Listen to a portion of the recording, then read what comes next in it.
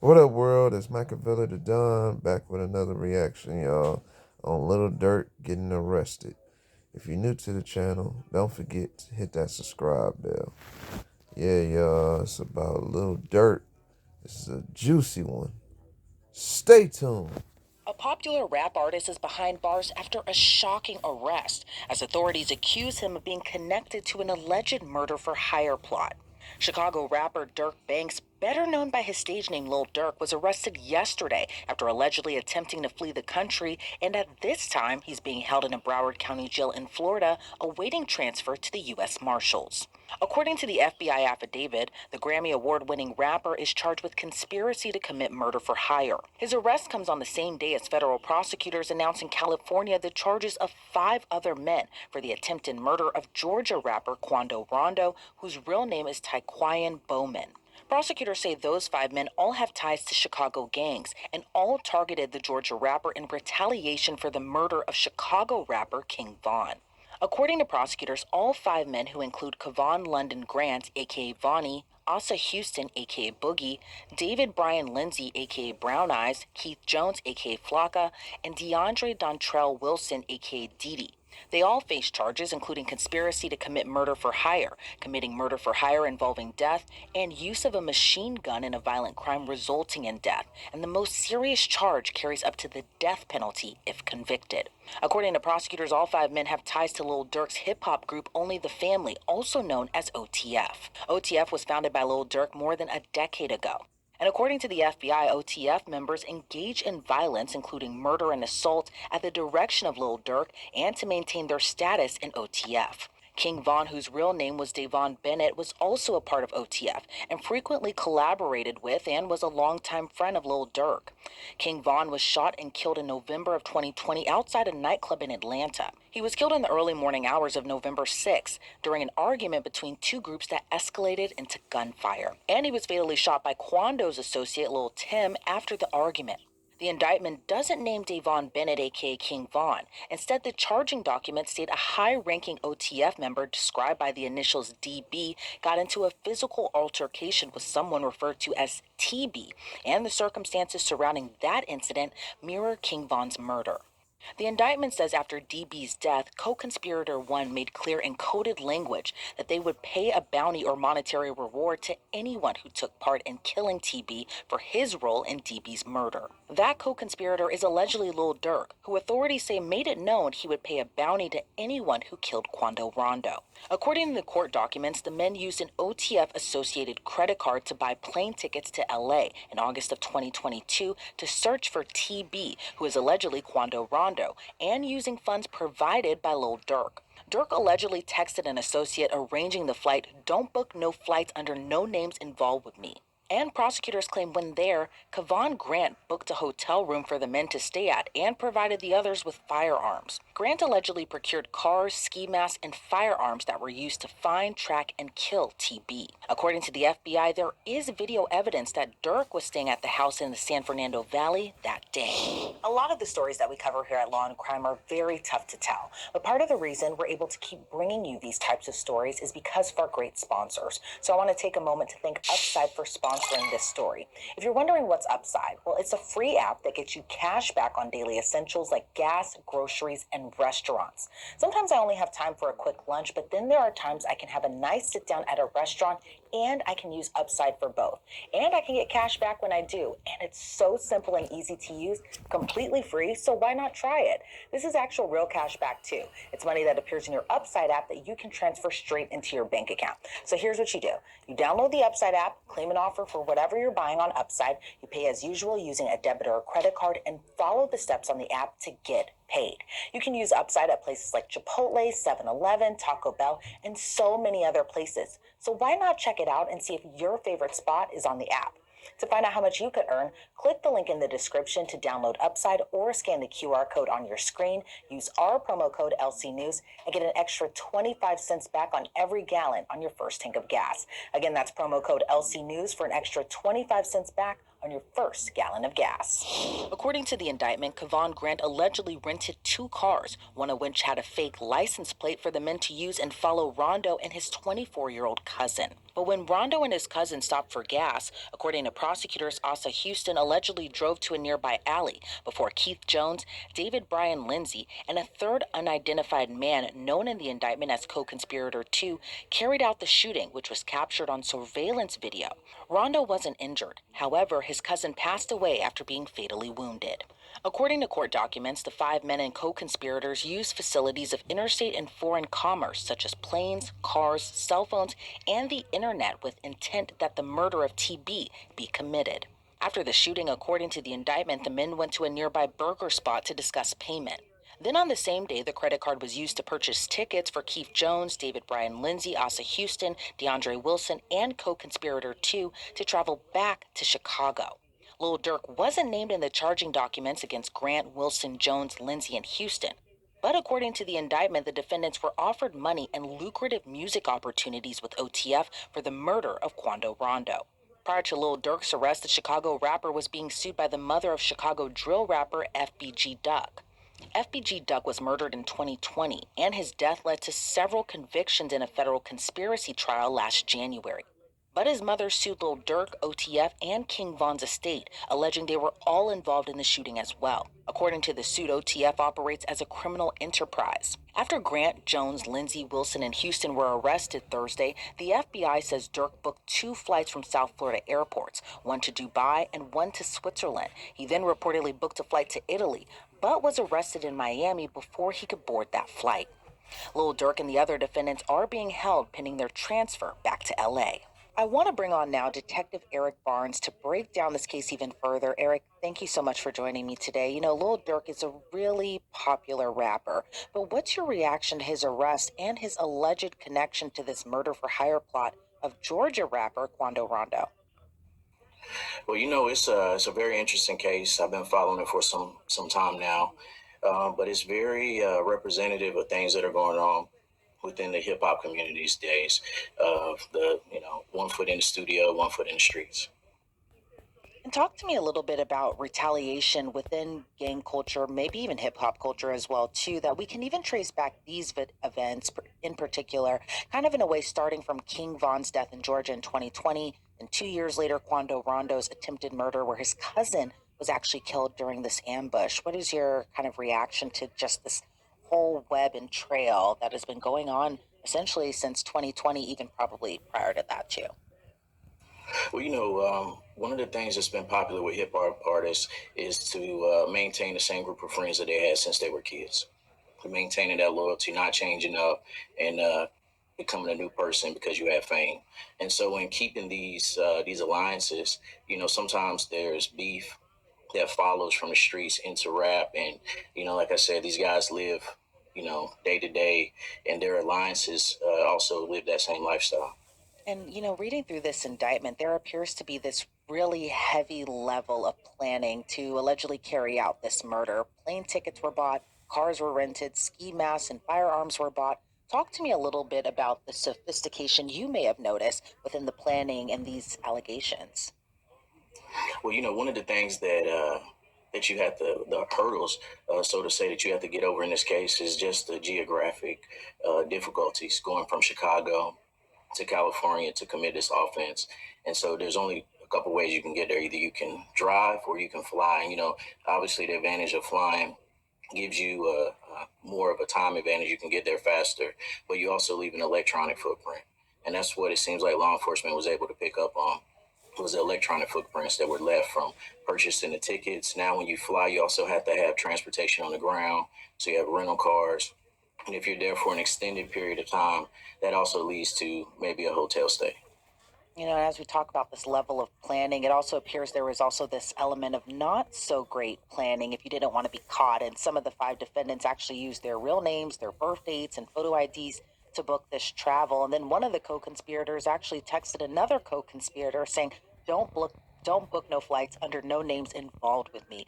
What's your reaction to kind of just doing this allegedly and using your real name, your real ID, but also kind of wanting to keep this on the down low as well too, of not wanting to get caught?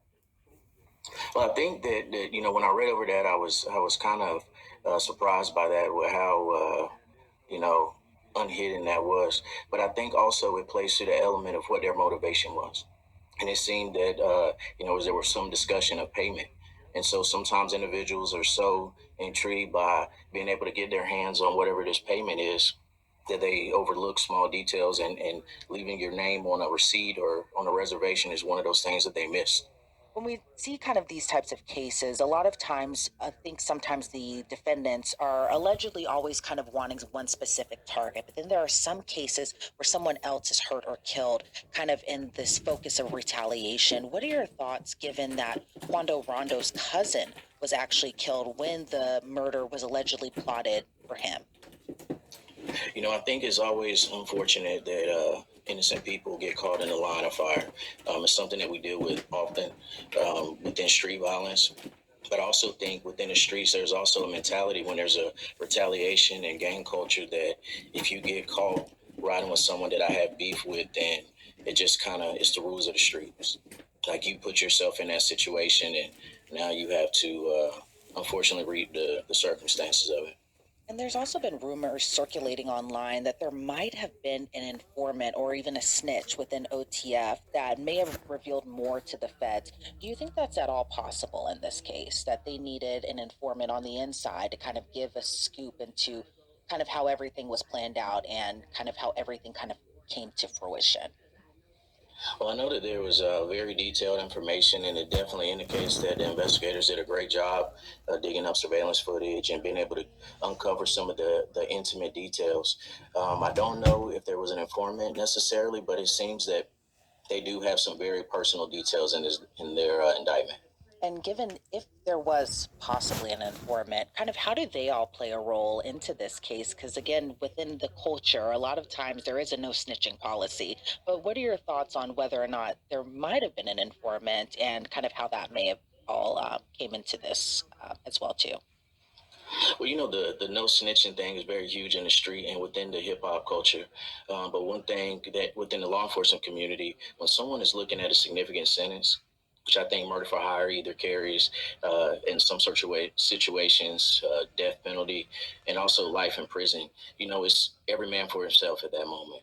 And so the old cliche of the first one to talk gets the best deal, normally that weighs very heavily in these cases. Some of the defendants, in addition to being offered money, were also promised lucrative music opportunities if they carried out this murder. And I know we've kind of been having a discussion about, how rap culture kind of bleeds into gang culture. But what's your reaction to kind of this lucrative opportunity given they carry out this bounty? Well, it's the American dream of wanting to be able to create a better opportunity for yourself and your family.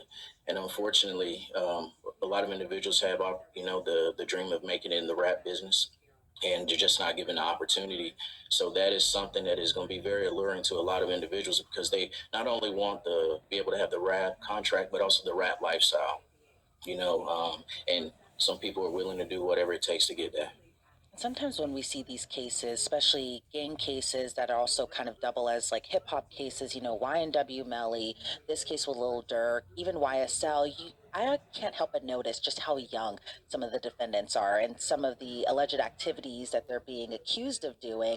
They're so young, in their 20s, probably started maybe when they were teenagers. But what are your thoughts on just how young some of these defendants are when they're kind of coming up, like you had just mentioned, wanting this American dream, but then at the same time having this kind of tie to the street culture where maybe they don't see the actual consequences of what could happen. Either they go to jail or they may end up dead on the street. What are your thoughts on just that whole layer and aspect of it?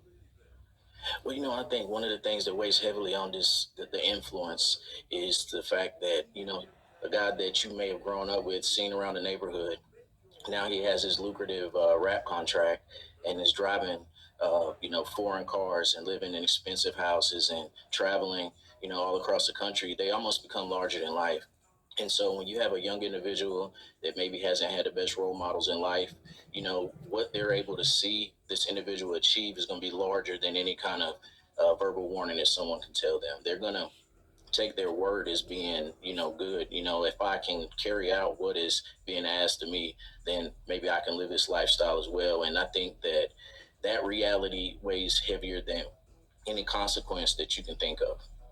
And as someone who is a detective who works with street gangs, kind of what are you hearing from the inside that you'd be willing to talk about on camera as far as, maybe just what the motivation is to kind of continue to be a part of this lifestyle? Well, obviously the what everyone is doing right now across social media as well as the streets and within the street culture is they're kind of unpacking this indictment. They're trying to breaking it down line by line, trying to piece things together, figure out if there is an informant, also figuring out if this was something that was carried out on behalf of King Von, and just connecting the dots on, their from their levels. But I think that what factors into that is the theory that nobody plans to get caught. The plan is we're going to do it, we're going to get away with it, and we're looking 100 100 yards down the field instead of seeing what's going on right now. And the factor of getting caught now being um, named in a federal indictment, that part is not really thought of too heavily because, again, nobody factors in that I am going to get caught for this. And kind of going back to the Lil Durk aspect of it as well too, he was again a very popular rap artist. He had a lot of popular songs, and a lot of fans did look up to him. But it seems though, as we don't know at this particular point, but it seems though a lot of people may be alleging he's kind of the kingpin in a way of the OTF, and that he is a someone who carries out these plots, essentially, kind of running a criminal enterprise. What are your thoughts on just kind of how people allege these popular rap artists are these kingpins in a way of criminal street gangs? Well, I think with this case, it's gonna be very interesting in how it plays out. But we're gonna really get into the basics of rap being entertainment or rappers really living what they rap about. And I think there's definitely something that's a hurdle that investigators are going to have to get over, with just proving that this little Dirk's role in OTF wasn't merely entertainment; that he actually had a role within the street culture of OTF. And do you see any other hurdles that investigators may come to find when they're kind of going through this case? Well, anytime that you're dealing with multiple people with inside, in an indictment, co-conspirators, what's people's roles kind of change. And then there's money as well involved with some of the people that were discussed in this case. So it's also heavily influenced by the street life and culture, gang life and culture. And so you just what they have today may change, and hopefully on the investigators end, what you see in that indictment would only kind of snowball and grow larger. Maybe they're able to develop more evidence and convert some of these co-conspirators into witnesses for the government. All right, Detective Eric Barnes, I appreciate so much your insight into this case. Before we sign you off, is there anything else you'd like to add about just where the case goes from here? No, I think from what we see in this indictment, that the investigators did a very solid job investigating this case, and kudos to them. All right, Detective Eric Barnes, again, thank you so much for your time today. I really appreciate it. Thank you. According to reports, Jones and Houston have a scheduled hearing in Chicago on Monday. However, Grant, Wilson, and Lindsay have reportedly waived their right to a hearing and will instead be sent to Los Angeles. Reporting for Law and Crime, I'm Elizabeth Milner. Yeah, y'all, that was about Lil Durk and his case getting locked up. You feel me? So yeah, y'all, that was a good one. Big. That was a big topic. You know what I'm saying? Cause I'm a fan of Durk. You know what I'm saying too. So hopefully Durk can get back out. You know what I'm saying? So ain't no telling but they saying murder for hire. So you never know, y'all. You know what I mean? But, I guess it was about him sliding, for Vaughn. So, we're going to see how that play out. You know what I'm talking about? But other than that, y'all know my motto. Be safe, stay dangerous, stay sucker free. It's Machiavelli.